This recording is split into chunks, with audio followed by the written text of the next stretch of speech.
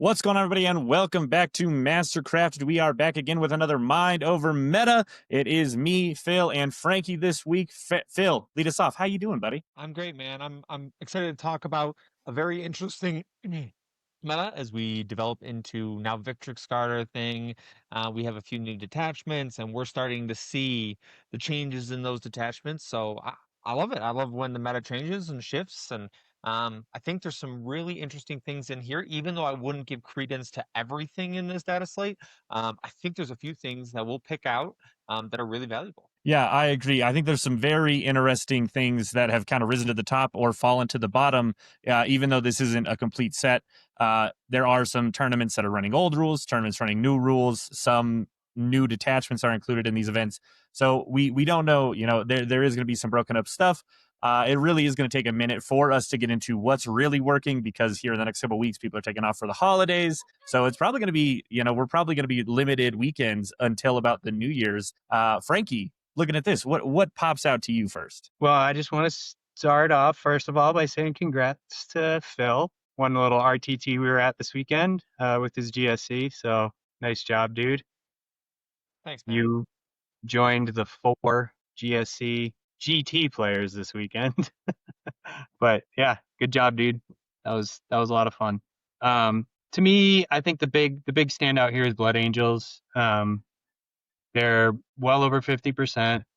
Both of those GT wins are with the new detachment, which I have a feeling is going to cause a lot of problems. It's very fast, obviously, because it's Blood Angels, but it has a lot of things like Fight on Death and some Fights First in there that's really going to be a problem. I think even just the Sanguinor himself in general for Blood Angels is a big problem for a lot of armies, but they have a lot of other tools as well. That's the one that stands out the most to me. Um, as an Emperor's Children player, I was pretty stoked to see 2 wins for EC.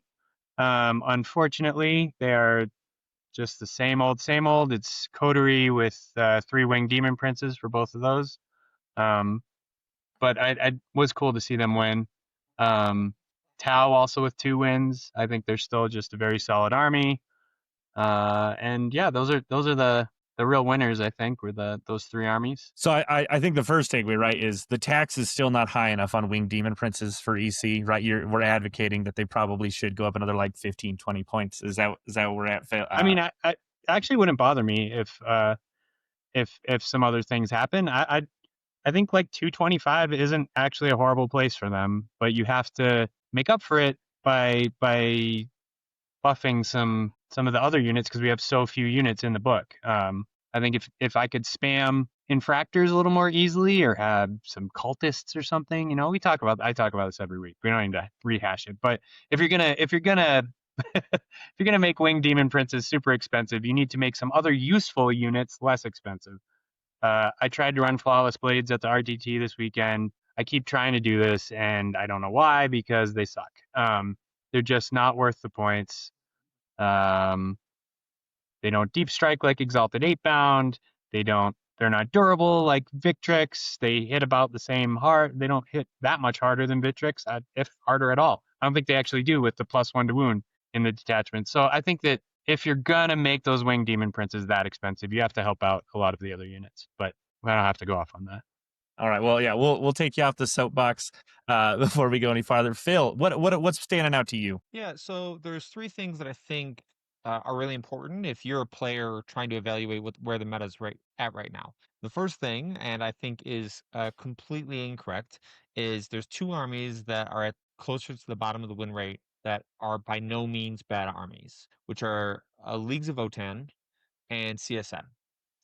I can say from experience that CSM, unfortunately, there's only a few variants that I would be comfortable taking to a GT, but there's only a few of them, but they are very, very good. They have the tools to win a GT in the right hands, the right player, and I think this win rate does not actually accurately represent how good this army is. Now, are there certain things they're missing out on? Yes. Is Nightmare Hunt fantastic? No.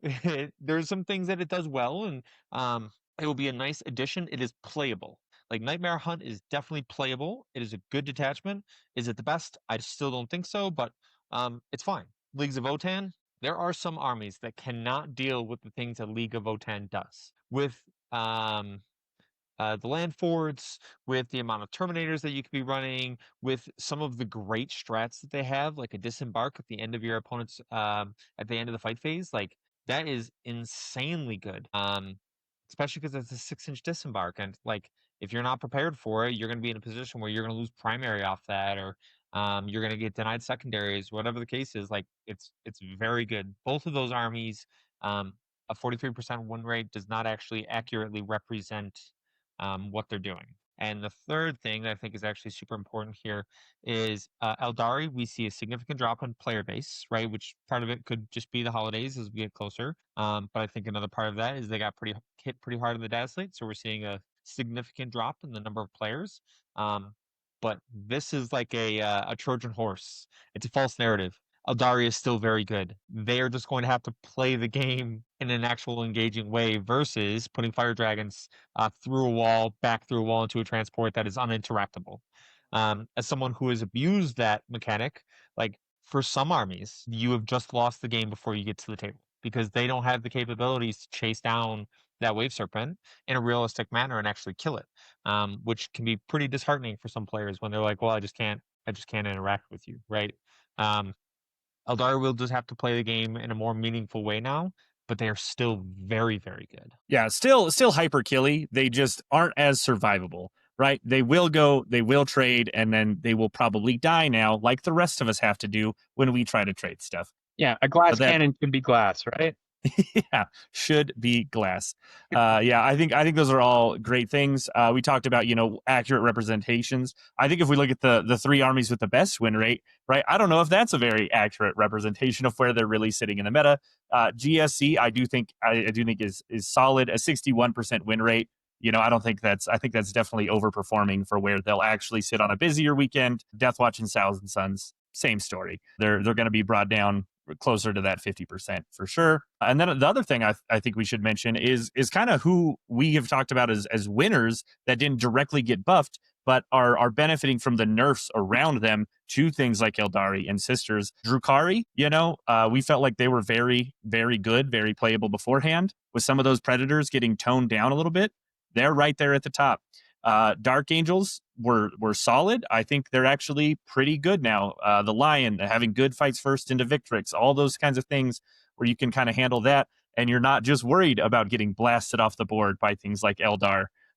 Definitely helps those armies for sure. I think to be fair, GSC for a while has had a pretty high win rate without a lot of tournament wins. So I mean, 61% is a bit of an outlier. It's probably more like 55 or 56, but they've been near the top in win rate for quite a while now. But they just can't finish tournaments, which seems to be their big problem. Speaking from experience, if the tournament has purged the foe in the later rounds, it is very, very difficult to get through unless you go into an army that is equally as bad at purge the foe. For me, it is like my bane of my existence. Getting purge the foe into the wrong opponent is just devastating because you have so many activations. You're either relying on trying to get hold more, which is tough, into some armies, or like you're trying to get as many kills as possible, so you actually stand a chance of either denying kill more or getting it yourself. It's And a bad remind me, is mission. that what happened in the last round of my GT between you and Frank about almost a year ago?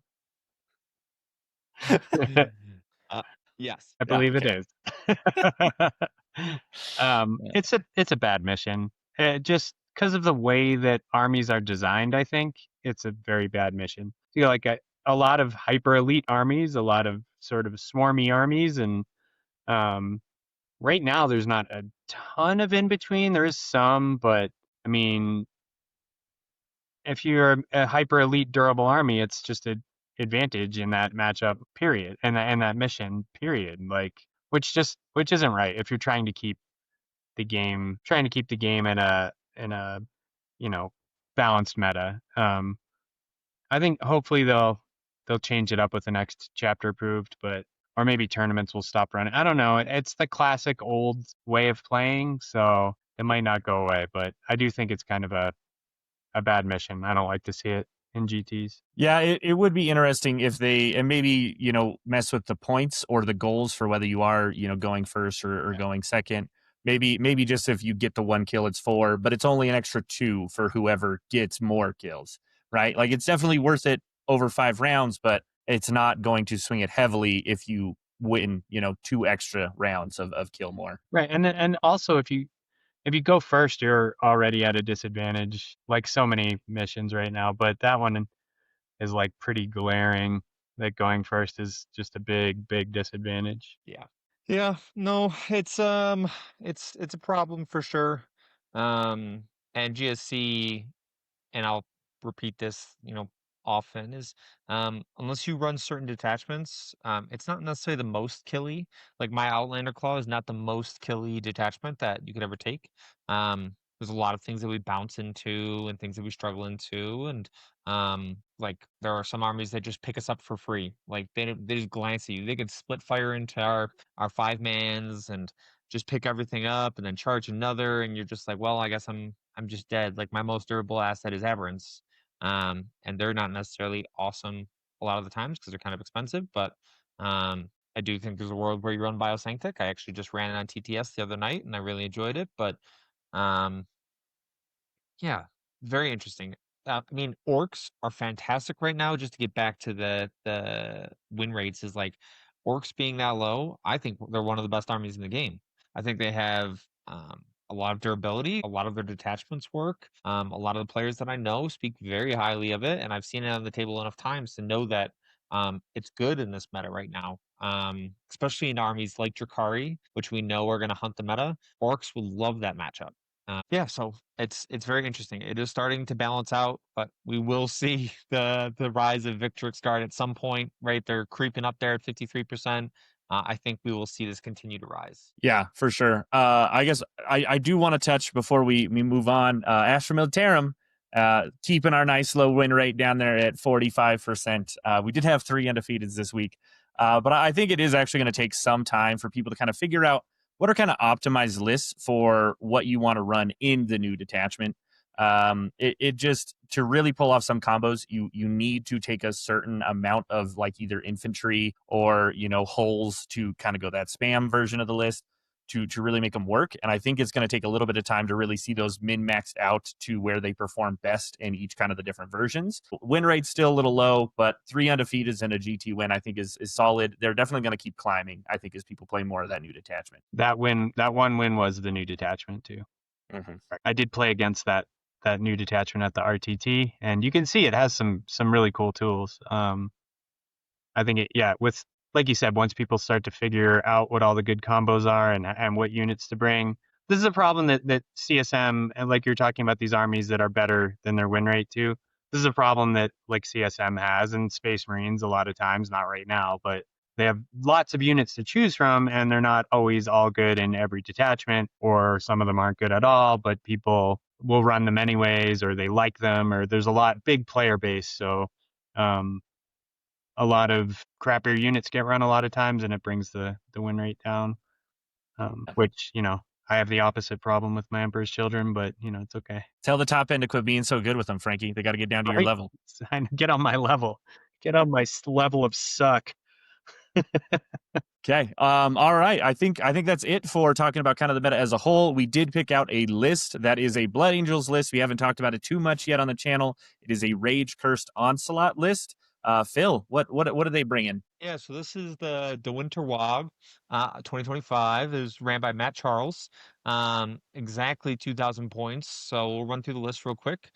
2 captains with jump packs, one with Angel's Fang, a chaplain with jump pack, with the enhancing Master of the Red Thirst, Dante, Lamardes, um, lieutenant with combi weapon, 1 basic intercessor squad for holding your home, 1, 2, 3 squads of JPI, all 5 mans, 2 ball preds, which is very interesting, 2 squads of Death Company, 10 mans, and 3x3 sanguinary guard. Let's see, all of them, one has 2 have blades, 1 has spears. Yeah, so 2,000 points right on the button. Some interesting things that I think a lot of Blood Angels players just need to pay attention to. JPI, one of the most important units in Blood Angels. It's in Space Marines in general, but Blood Angels make them best, which is fantastic. Ball Preds, seeing a comeback here, and I think this is for like the T3 menace that's out there, a ball pred sitting out on some of these objectives, threatening the Overwatch, and just consistently picking up those things. It's Dude, they're a fantastic. steal at 125 too. They're an They absolute are a steal. steal. They destroy things in Overwatch. They can ruin my day with Emperor's Children. They can ruin my day with Tyranids. Unless I'm running Monster Mash. I hate to see that. I really do. Yeah, it's very, very good. The two squads of Death Company Marines, they are oath agnostic. It's a term that we use a lot when we're talking about like units in Space Marines. Is like, okay, well, I only have one oath target.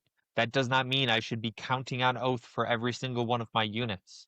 Um, Death Company are oath agnostic. They don't need it, which is interesting. And then what I would say the meat and potatoes of this list is those 3x3 Sanguinary Guard. From everyone I've talked to, when I've seen it played, when I've done list building, 3x3 Sanguinary Guard feels like staple. It feels like it just has to go in there.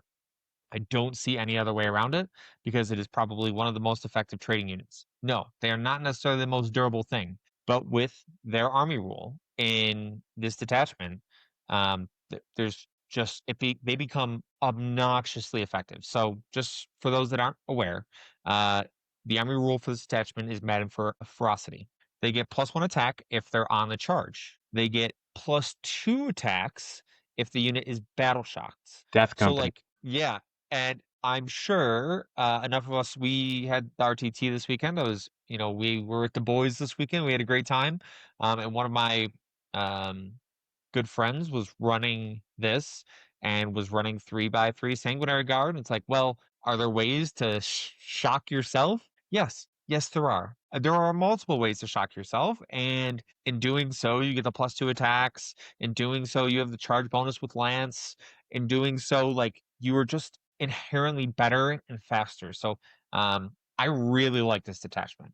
I liked it before. I liked it when it first came out. It is already starting to see the like intricacies of Space Marines. The problem is they have every data sheet under the sun. So of course they found something that works. And of course they have the tools to do it. And of course it's dirt freaking cheap. And I'm sure Frank with his EC would love to have a unit like Sanguinary Guard. Maybe his Flawless Blades would someday resemble that, but as of right now they don't. And yeah, it's very, very good. I think it's important to note too that this detachment works so well for Death Company. Those Death Company, the 10-man units are absolutely brutal. You get Lamardis in there, right, for -1 damage. They can fight on death. They can. Isn't there a fight? Isn't one of the enhancements a fights first enhancement too? Like There is a fights first enhancement too. they're Yep. horrifying. They're so deadly. Yeah, and not only that, the extra attacks from the detachment rule, you just reroll wound rolls of 1 every time you make a melee attack is the other rule. Like extra Yep. consistency in that fight phase just helps so much. Let's not forget a Feel No Pain. Ugh. Yep. On the Death Company, inherently Yeah. built in. Yeah, built in, and then you can. Isn't it a 6? It's a 6, right? It is a 6 base, and you have a CP And to bump send it to a 5. Yep, bump it to a 5. Yep. You have an auto fight on death for 2 CP for any Death Yep, Company unit, which is fantastic. so good. And you can do +1 strength, +1 AP on the charge, which is one huge for Sanguinary Guard, right? Like getting them to AP3 is fantastic, especially into Victrix card, right? Like sending them to a 4-up, even with Armor of Contempt, is so important because if they're at a 2-up base and they're AOC and they go down to 1, well, now Victrix cards are saving on 3s. Yeah. Yep, and that battle shocks them. So like that is Yep. probably one of the most important, strats is it's limb from limb. You pay Yep. 1 CP. You add 1 to one of those characteristics, either strength or AP, and then If you're battle shocked, you it's can both. you can battle shock them, Yeah. and then you add 1 to both strength and AP. Yeah. But then also that gives you the +2 attacks. So that's 1 CP Oh, for strength, AP, and +2 attacks. that is bonkers. And they can advance and charge. And Let's. they can advance. And they move 12 and advance and charge. Let's not forget that. Yeah, Yeah. it's Gross. it's really good. Really good. I mean, I think sort of traditionally one of their problems has been durability, but they're far more durable in this detachment as well. -1 damage, obviously AOC, like any Space Marine, 5-up Feel No Pain. Well, I think too, just the value in some of those other fighting matchups, right? When Oh, they yeah. play against other melee, usually you have to really control the tempo with your speed, but a lot of times like that just sometimes isn't enough. Not only having a fights first enhancement and fight on death as a strat, like it just makes you so much better into those matchups now. Yep. Yep. So for those that are watching, if you're not prepared for Blood Angels and you are a combat army, like you need to have ways around it. And just right off the bat, one of the things is how you charge, right? Can you tie up a unit, charge it with 2, and then pile on and consolidate into the unit with fights first? Great. That's what you need to do because, fights first, that is one of the only ways around it because there are very few durable units. That can survive like Sangard and stuff like that. But you have to be able to get the charge off because if you look at the strats for this attachment, they're all based on if they made a charge. So you have to be able to stop that. Like you have to be able to. Witch detachment. Exactly. Exactly. Like I think I'd be very curious for the Jakari Witch attachment, SOS, to go into something like this because it should hunt something like this because it's great in infantry. It has a bunch of anti-infantry, has so many attacks. Like, Blood Angels is still not that durable, even with Sanguinary Guard, right? AOC will only save 1 unit. And not if Lilith runs into him, Correct. because she's Correct. And Lilith will just pick them AET up. up too. Yeah, she's pretty So gnarly. correct. So I would be very curious to see this matchup into Drakari. Maybe, that'll be something we get on stream. But overall, very, very good. You need to be prepared for it for sure. I mean, it's a very popular army. A lot of people have Blood Angels, so it's going to be around a lot, especially in this detachment. Yeah, for sure. Awesome. All right. Well, thank you all for joining us. Thank you, Frank, for putting this together. As always great to look over the meta. If you have not liked or subscribed yet, please do join the Discord. Let us know your thoughts. And as always, don't forget, victory isn't given. It's forged, and it's forged right here on Mastercrafted. We will see you all next time. See you guys.